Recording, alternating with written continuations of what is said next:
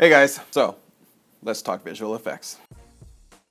Today's video is JEDI Cereal. So this video is typically for people who want to learn how the effects were done in this particular video, or for people who want to know how to do visual effects themselves. Here, I'm just going to show a few of the methods that I use personally. May not necessarily be the right way, but it was the easiest for me.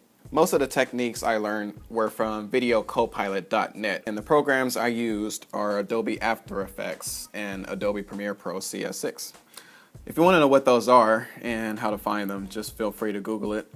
So let's get started. All right, so we're going to first start with the Billboard effect. It's a pretty basic one. All I need to do is just bring a picture from Photoshop that I made myself. JEDI Cereal. Actually, it's in lower quality right now, but if you look at it, there you go. Full quality right there. Just put it on a quarter because my computer runs a lot faster that way. Anyway, I take a basic layer. In this case, it's the Project Greenlight billboard nearby LAX. Just took a quick clip of that, brought it into After Effects, and what I did was I did a little motion tracking here in After Effects. I applied the motion tracker to a point of high contrast, like the green light, I believe it was, and then tracked the motion moving forward, and I took that data and applied it to a null object, which is what you see right here, this red square, and attached the billboard to it that I created, and voila, add a little motion blur to it, and that's the effect right there. Now I had an issue of the tree being overlapped, as you can see right here, after I put the billboard on, but now I just took a little copy of the tree down here at the bottom and applied it, and there you go. Now the floating object effect is actually a pretty easy one, however, it's very time consuming. Reason being is because frame by frame I literally have to apply a simple wire removal tool to get rid of the string which I use to suspend the object in the air. So if I remove the effect, you can actually see the string right here, and when I play it forward, it's pretty easy to spot. Now I took these 2 points, point A and point B, and literally every frame I just kept it on the string, and once I applied the effect and adjusted everything the way I wanted it, makes it look like the string isn't there at all, even though it is. Orange toss into the trash can, pretty simple, just 2 clips. One clip of me throwing the orange to the trash can, and a second clip of me opening the trash can and closing it.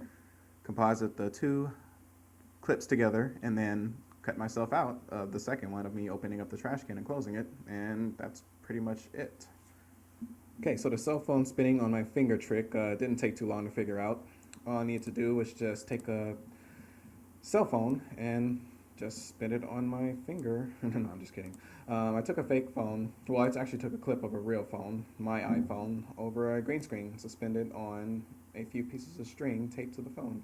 So I brought that into After Effects, removed the green screen, and what we have is a spinning phone.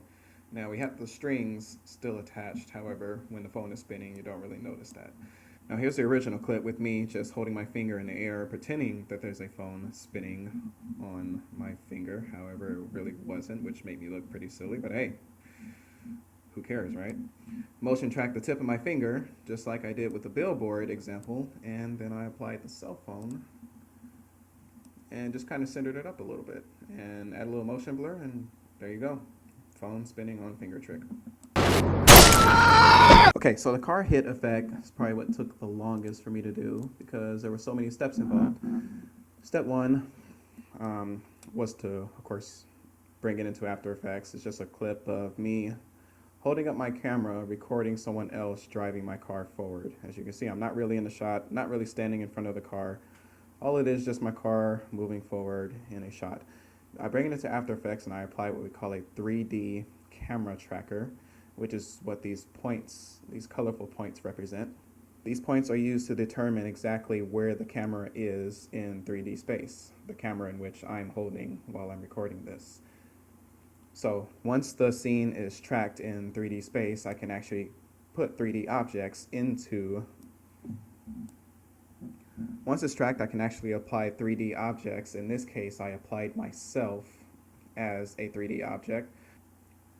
So here's the footage of me standing in the street looking as though I can't see what's going on.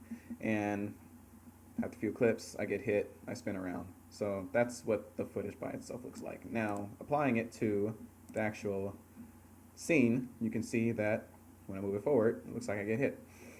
Now, how do I fly through the air? I pretty much move myself in 3D space to make it look as though I'm actually moving up and towards the camera. Pretty basic. Then I add the blood hits, the shadow. That gives the final effect of me getting hit and flying through the air. So I decided to take it just a little bit further just to make it slightly more realistic. So upon me getting hit, I add a little camera shake and add a secondary camera shake as I whoosh by the camera. Now top off with a little fast blur around the edges to make it seem as though the car is actually going faster than what it really is. And then I sped up the footage in Premiere Pro.